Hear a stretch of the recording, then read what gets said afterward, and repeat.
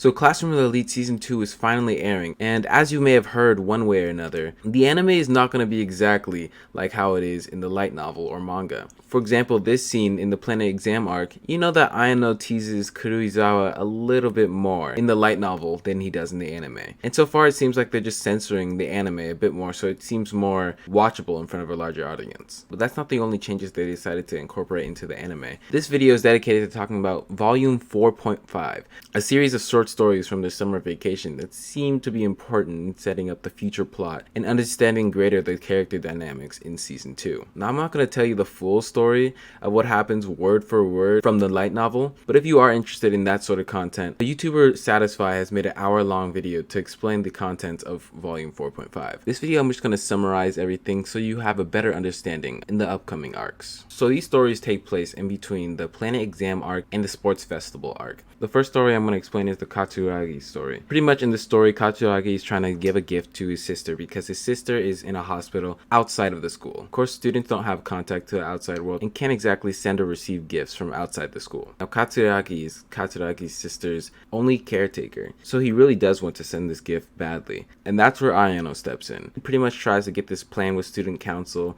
and they pretty much said, oh, well, we might be able to turn a blind eye. But the planning is entirely up to Ayano to figure out how to get this gift to his sister. Now, the plan they ended up coming up with is getting Sudo, who actually goes outside the school for sporting events, to drop off this package in the post office. Now, the school is very thorough with screening the athletes that go on their games, but what they did figure out is they don't really check lunch boxes and food supplies. So they plan to sneak the package through Sudo's lunchbox and put it in the P.O. box once Sudo gets the chance. Now, this plan does end up working out, and Katsuragi ends up paying Sudo 100,000 points for doing this deed. There were some other small transactions that go on here, but the main point to be made was that Ayano developed a good relation with Katsuragi, and now Katsuragi now believes that he owes Ayano one. The next story is a fortune teller story. Pretty much Ayano ends up going to this couple's fortune teller with Ibuki because they're really interested in getting their fortune told. Now, Ayano's fortune was pretty much that he'd be trapped in the near future unless he acted soon. And on top of getting this fortune, the fortune teller told Ayano before he left that he should head straight home and not take any detours. Now, when Ibuki and Ayano start leaving, they do actually take a detour, and Ayano's fine with this detour because he wanted to see just how accurate this fortune teller was. Long story short, they do end up trapped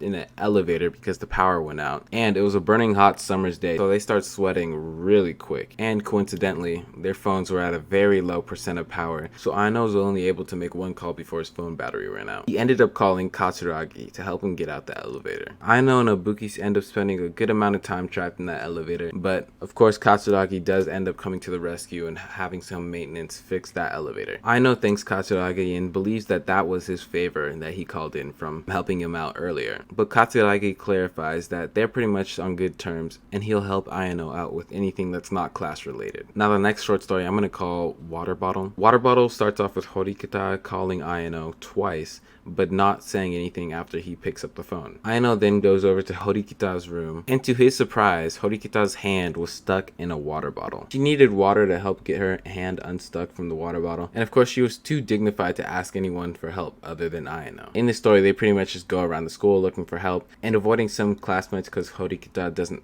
trust everyone, but they end up getting the water from Sakura, and she's able to get her hand unstuck from the bottle. Later, Ayano wants to see how Horikita got her hand stuck in the water bottle in the first place, and ends up getting his hand into the same predicament. The last short story, I don't truly need to explain all the way, because this story did appear in the anime, and this is the pool story, where Ayano and the idiot trio pretty much gets their classmates to go to the pool together, and Ayano helps the idiot trio to set up their camera to spy on the girls' changing room. Now, this story happens in volume 4.5, but the story is not exactly the same as it was in the anime. For example, in the anime, Horikita is the one who helps Ayano stop the boys from making this plan and get the class in future trouble. In the light novel, Horikita doesn't know about this plan at all, and instead the one who helps is Karuizawa, because Ayano could actually rely on her to help him carry out his plans. This means Karuizawa was the one who went into the girls' locker room and got the SD cards from the cameras, and not Horikita. Now, Karuizawa was not actually involved in the whole pool scene as much as Horikita was, but she is the one who did get pushed into the pool by Ayano, and not Horikita. In addition, there's this conversation that Ayano has with Karuizawa that is probably the biggest part about this side story. After she gives Ayano the SD card, card, she pretty much asks why Ayano's so different. Ayano's like, what do you mean? Karuizawa noticed that Ayano has gone from being a calm and collected student who doesn't actually involve himself into anything to being more assertive and taking the initiative on stuff. Ayano pretty much tries to backtrack and says this is how he's always been, but in truth he knows the reality is that he's being blackmailed to get his class to class A, so he can't just have this laid back high school life that he wants to have. In addition to this, Ayano tells Karuizawa that he's the reason they won that test on the island, that he is the mastermind and not Horikita, and that the whole bullying problem that Ayano solved with Karuizawa was entirely his plan, and that he did not go to Horikita at all for this. So Karuizawa figures out that he's the mastermind, and that means that she's more useful than Horikita, which actually is true. Ayano then proceeds to tell her that he's going to get someone expelled. The plan originally is to expel someone from class D and from other classes to see what the punishment is, which Karuizawa thought was super cruel. But Ayano states that he probably still has good use for Pseudo in upcoming events, so expelling him now would probably not be to his advantage. And then he proceeds to break the SD cards, which is going to be his evidence to expel Pseudo. And then he pretty much says he won't expel anyone from class D yet. This whole conversation is huge because it pretty much sets up that he trusts Karuizawa to be telling her all this information